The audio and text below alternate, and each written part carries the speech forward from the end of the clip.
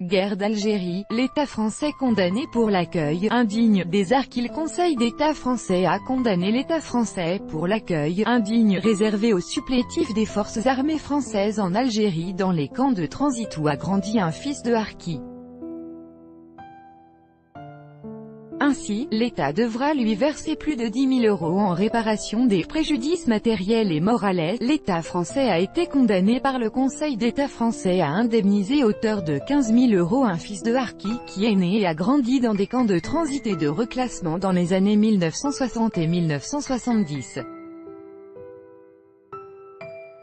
Il résulte de l'instruction que la responsabilité pour faute de l'État doit être engagée à raison des conditions de vie indignes réservées, à l'époque, est-il indiqué dans la décision du 3 octobre 2018 de la plus haute juridiction administrative française, qui décide que l'État versera une indemnisation aux plaignants en réparation des préjudices matériels et moraux.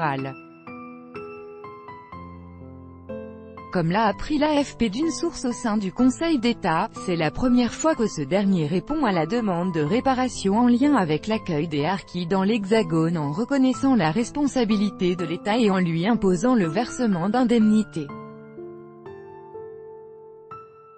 Le 13 septembre, dans sa déclaration à propos de l'affaire de Maurice Hosdin, Emmanuel Macron avait reconnu que la disparition de ce mathématicien et militant communiste durant la bataille d'Alger avait été rendue possible par un système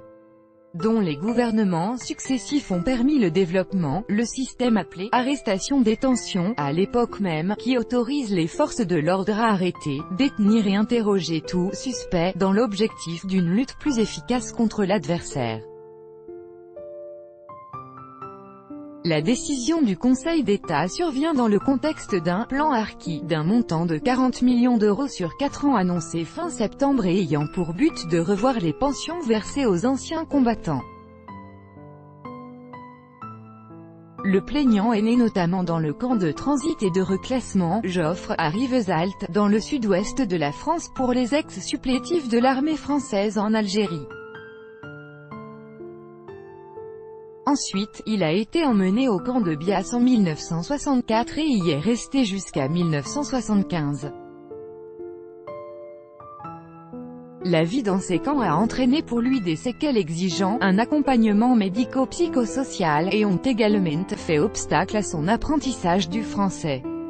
En même temps, le Conseil d'État ne s'est pas prononcé sur une affaire liée au non-rapatriement des harkis et de leurs familles après la signature des accords d'Évian le 18 mars 1962 qui ont mis fin à la guerre d'Algérie, d'après le requérant.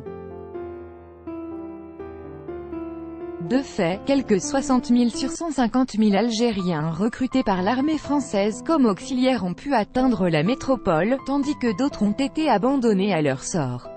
François Hollande avait été le premier président français à reconnaître les responsabilités des gouvernements français dans l'abandon des harkis, les massacres de se rester en Algérie et les conditions d'accueil inhumaines de se transférer en France, comme il a affirmé en 2016.